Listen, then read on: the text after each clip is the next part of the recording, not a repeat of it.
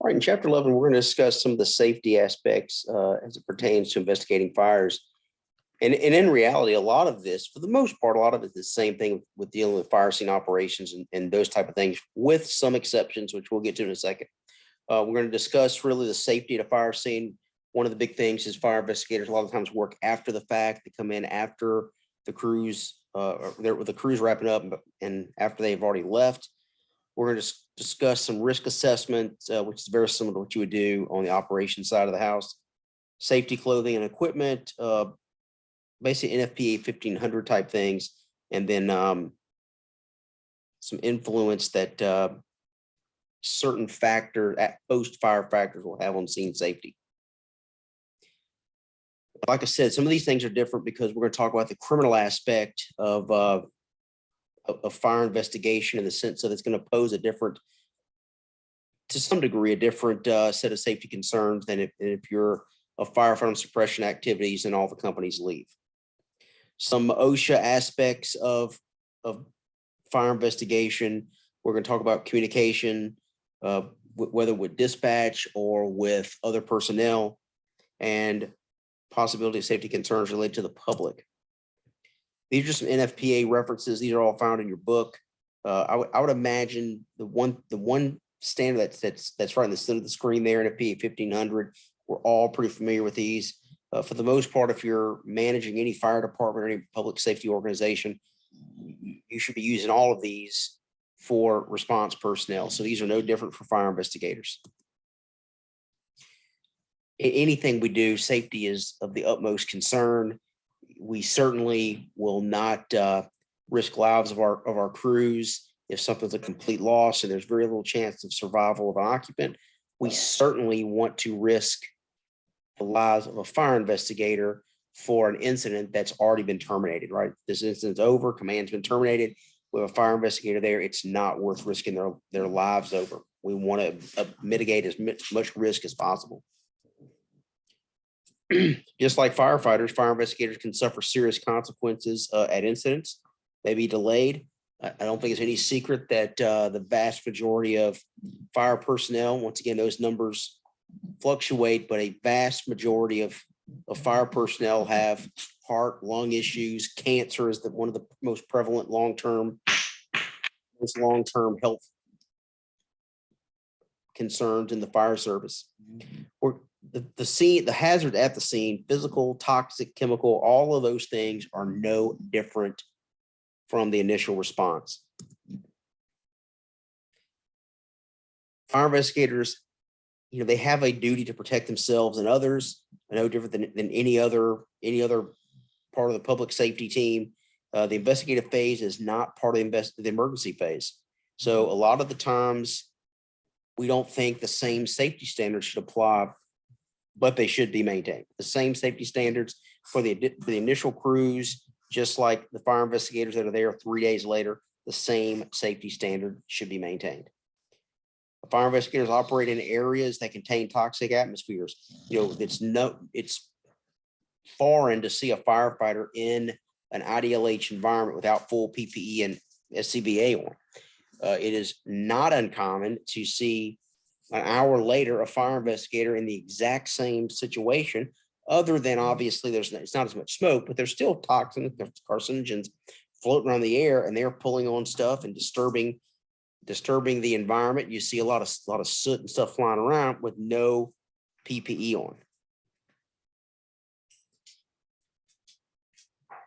We know a lot of times fire investigators work by themselves, but they should not. Our agency, the State Fire Marshal's Office, we have a 2 investigator on every fire policy. Sometimes we have to travel great distances, but we wait for the second person to get there. If there's a fire department that's there, they're still there, they're hanging out, they're providing lighting, what have you. Yeah, we'll start working, but we're not going to work the scene by ourselves for a lot of reasons, which we'll discuss. Some years ago, probably about 15 years ago, the city of Baltimore had a fire investigator that had actually died and was missing overnight. No one knew he was there. When he didn't show back up at the next morning, his relief got at the fire station. He wasn't there. They go back out to the fire scene. He'd fallen in an elevator shaft. So we should not be on fire scenes by ourselves. Although it happens a lot, it's just not a good idea. If you are alone, if you were to work alone, you need to carry obviously a radio. You need to have a comms check where every hour, every 45 minutes, 30 minutes, you call in, check in. Those do something, a par type check-in procedure. Fire investigations are going to involve some special technical considerations. You're going to have maybe engineers out there. You're going to have certain, you've got to assure that they have the same level of protection as anyone else operating at the scene. And remember now, if you have an engineer, or especially like electrical engineers or structural engineers out there working, they're not used to being potentially on these scenes like we are. So don't assume that they would see the same hazards or pick up the same indicators that something's wrong.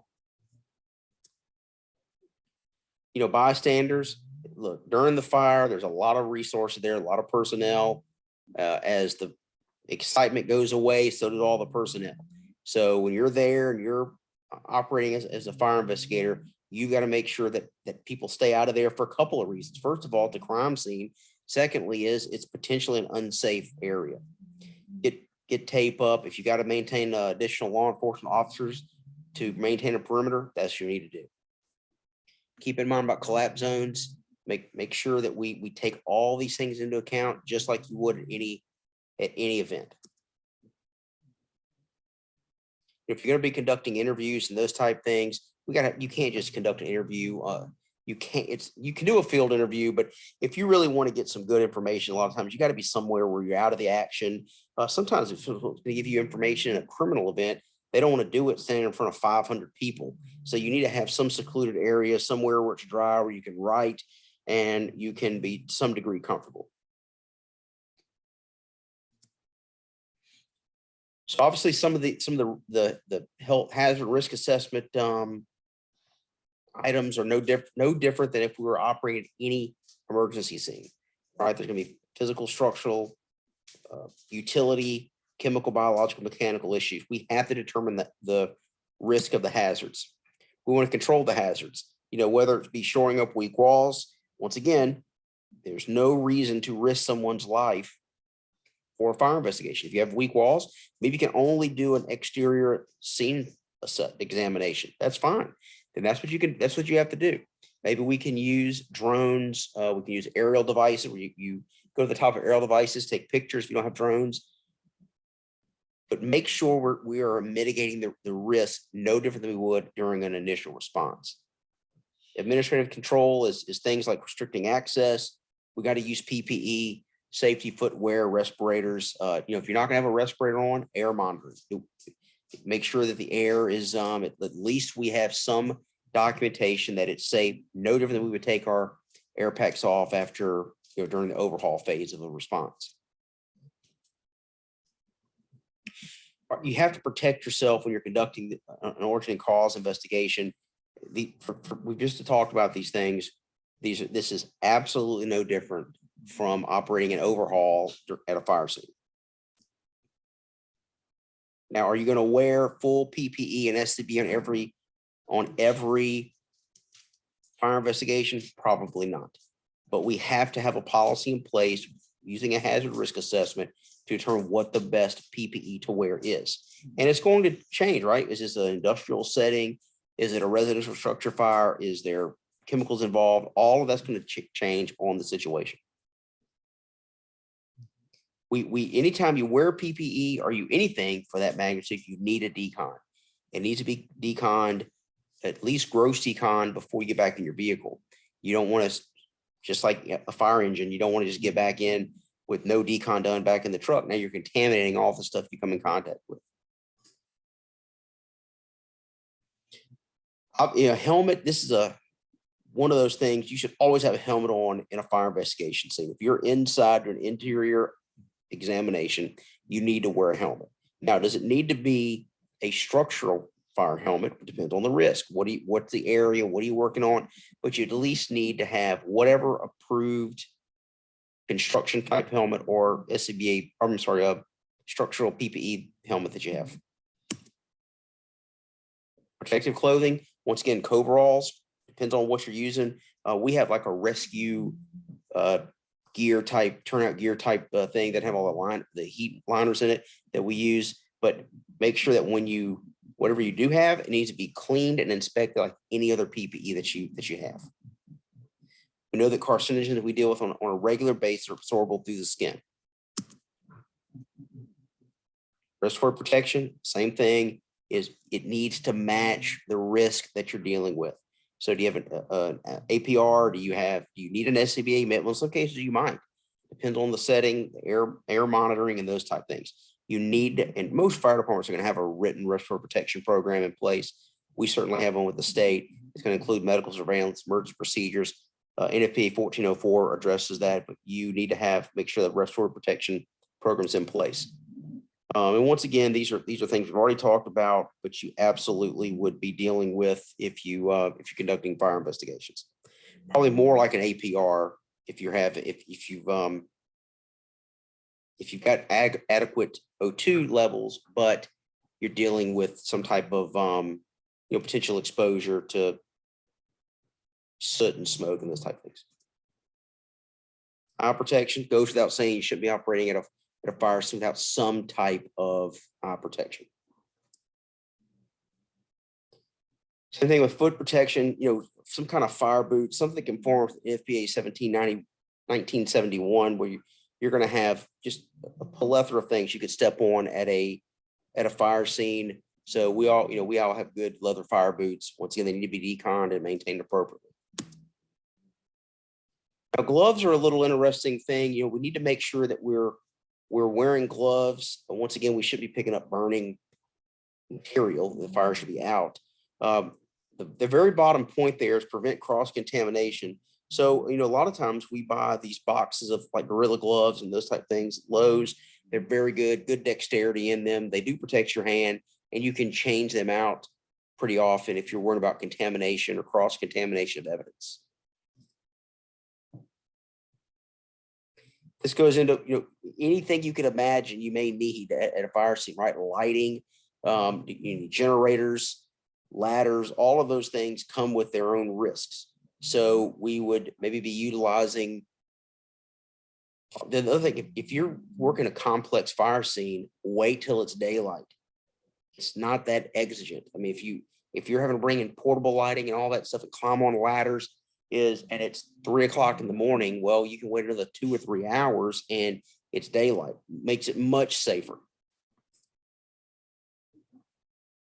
So personal health and safety, this basically we've got to guard against complacency. You're going to have exposures over the years, and they're going to eventually lead to some type of illness potentially. So we've got to, every fire scene you go to, you're going to have chemical, biological, potentially radiological exposures. And so you've got to, every little bit of prevention is going to matter in the cumulative effects.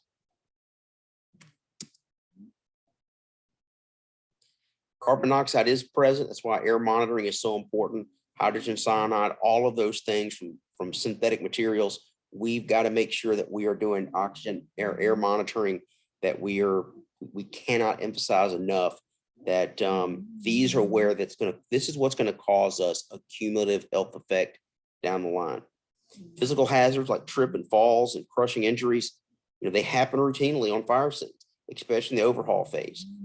When you get into, especially the initial fire investigation, this is just an extension of that overhaul phase. Same dangers and hazards exist.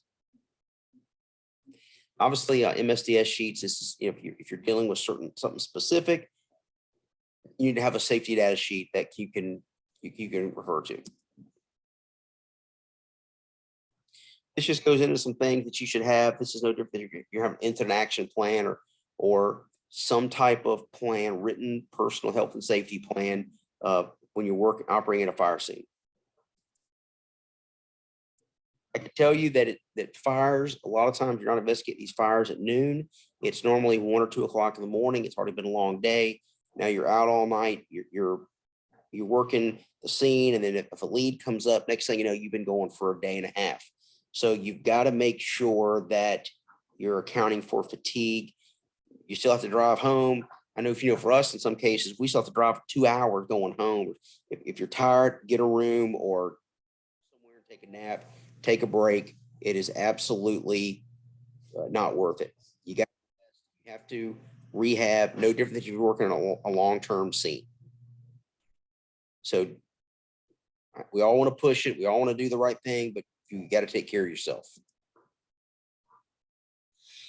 So these are all factors that influence a fire investigation. Status of suppression. Once again, you get called. Is it good? Is it good to be there during suppression activities? Absolutely. You get good pictures of where the fire's at. Where is it progressing? You can look for any. It's easier to see if you've got multiple fires burning. You're going to get great intel from the first arriving crews before they go back or they get redirected somewhere else. But you got to be careful that if it's 3 o'clock in the morning, they're ready to go too. You could still have a rekindle. You could still have some. The sooner after suppression activities you're there, the more exposed you are to things like smoke and potential rekindles and fires, those kind of things. Always have a means of 2 exits when you're working in an area of fire. If it's been that soon, maybe the companies will leave. Maybe the companies will leave a hose line there. Maybe the crews can go come back later and check on it. They can do fire watch, whatever. If they can leave a hose line that helps you with washing down some things, cleaning out the rooms, reconstructing the rooms, those kind of. Structural stability should always be assessed and reassessed. Sometimes you're just not going to be able to get inside of a building. That's just the facts. Now with drones and those type things, there's things we can do, but you may need a qualified structural engineer to come in and look at it before you go in there. Do not be afraid to do that. Don't say, I'm just going to step in here real quick and take a look at this. Why? What's the risk versus the reward? Don't assume that any portion of that is still standing safe. Don't assume if it doesn't look safe, or if there's any question whatsoever, get someone to look at it or take it down if you have to. Chimney's likely compromised. If you have a freestanding chimney, it is compromised. So keep all those things in mind. If it's that big of a question, just take good pictures and then have it taken down.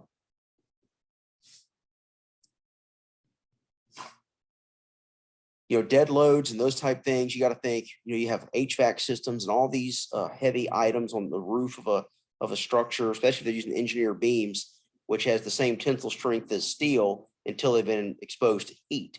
And then, that strength is very degraded. You got HVAC systems. You look in Houston several years ago, they had a company at a McDonald's making an entry, and as they stepped in the door, the HVAC system fell on them. That was a dead loaded thing. So just those type of things you always have to take into account. If you look up and all you can see is stars, and you also see HVAC systems, like that's a building or a room you shouldn't be inside of.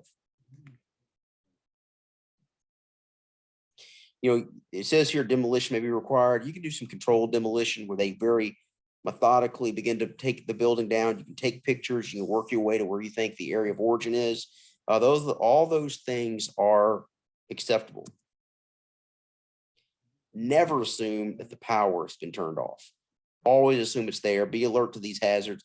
Other things, you have generators, so they may have killed the power at the pole, but you have a generator that's backfeeding something, or just all of those things we have to account for before we start working the fire scene, especially we're going to look at electrical issues and those type things.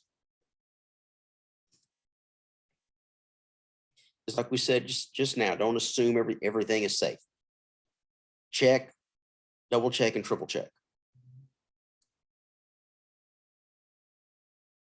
Once again, don't rely just on rubber footwear.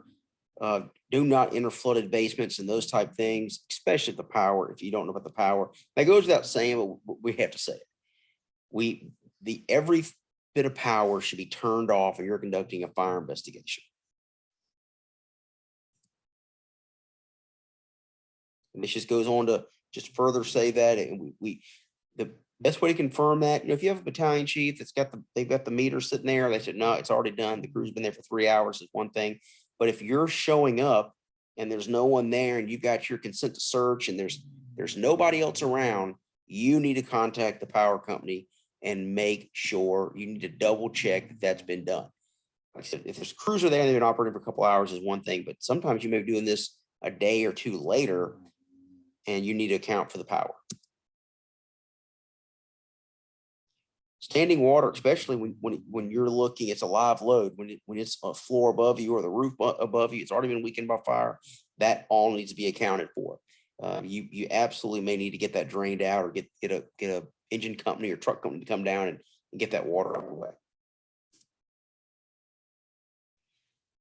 Criminal acts. Obviously, we're investigating a fire, so it absolutely could be terrorism. It could be some kind of criminal act. Secondary devices. We certainly have had them in multiple incidents across the country. So we need to take those things into account. A lot of these things are aimed at first responders. Maybe the secondary device didn't function as it was designed to. So all of that needs to be accounted for when there's even remotely you suspect some kind of criminal act been involved. Safety doesn't end when the investigator leaves the scene. You got to remember now that you're going to have evidence. That evidence can off gas. I mean, all that needs to be handled appropriately to maximize your safety.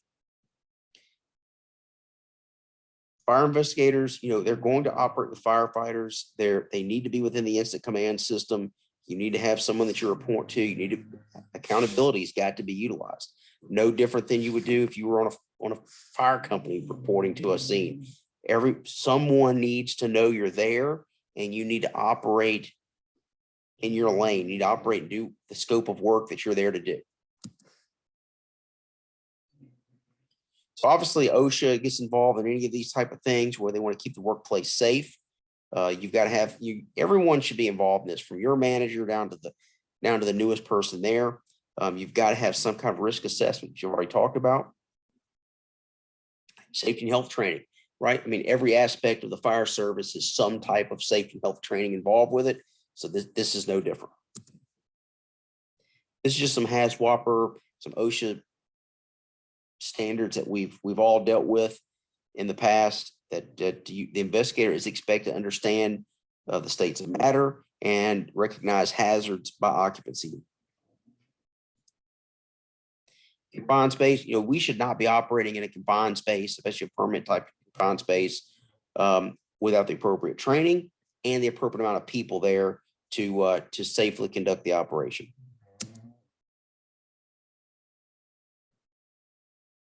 Once again, lockout, tag out, just like we talked about, you're going to be coming back to some of these scenes a day or two or three later, and you need to make sure that that whatever has happened or has been mitigated, that it. So that's where the lockout, tag out really comes in handy.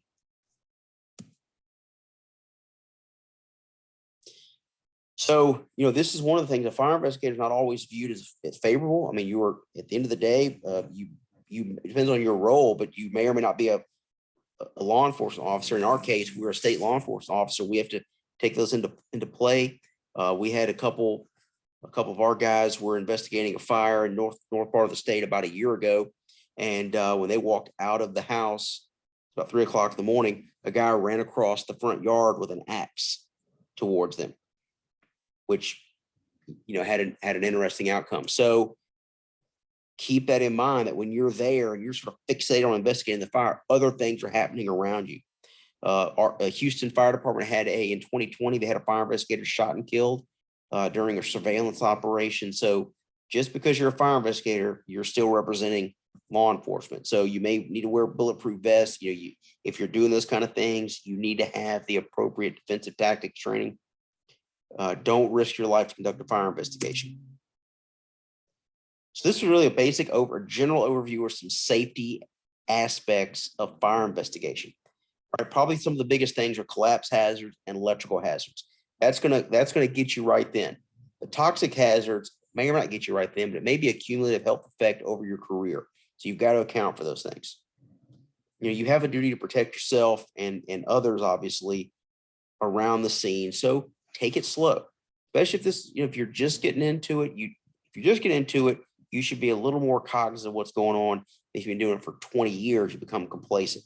Both of those have their pros and cons. So make sure every scene is handled as the first one. You're checking all the boxes, you're going through all the steps to make sure you're safe. 3 steps in a hazard and risk assessment. We've got to identify the hazards, determine the risk of the hazard, and how do we control it. That's the standard hazard risk assessment that we do in the fire service. We've got to make sure that we're wearing the appropriate PPE. Just like I said, we've got to guard against complacency, which can lead to a wide array of problems over the long term. If we think we're dealing with an explosive event, we've got to always consider search, double search, triple search the area for secondary devices. But we have to contact the incident commander. I know a practice is usually when you're on the scene, when you get notified of the fire to investigate, you call the incident commander, make contact with them. Start that communication immediately upon notification and keep it going throughout your time there. They can also help with your accountability and those type things. So public and private sector investigators often work alone. They've got to be cognizant of additional hazards. You've got to, one of those hazards, unfortunately, is being attacked or fired on by others. I mean, you're looked at as a law enforcement officer. You're investigating a potential crime. Maybe they wanted the whole building to burn down, only half of it burned down. They're afraid the evidence is still there. There's a wide array of why people would not like a fire investigator, but primarily you are representing some degree of law enforcement. So keep that in mind. If you have any questions, please email me, and thank you for your time.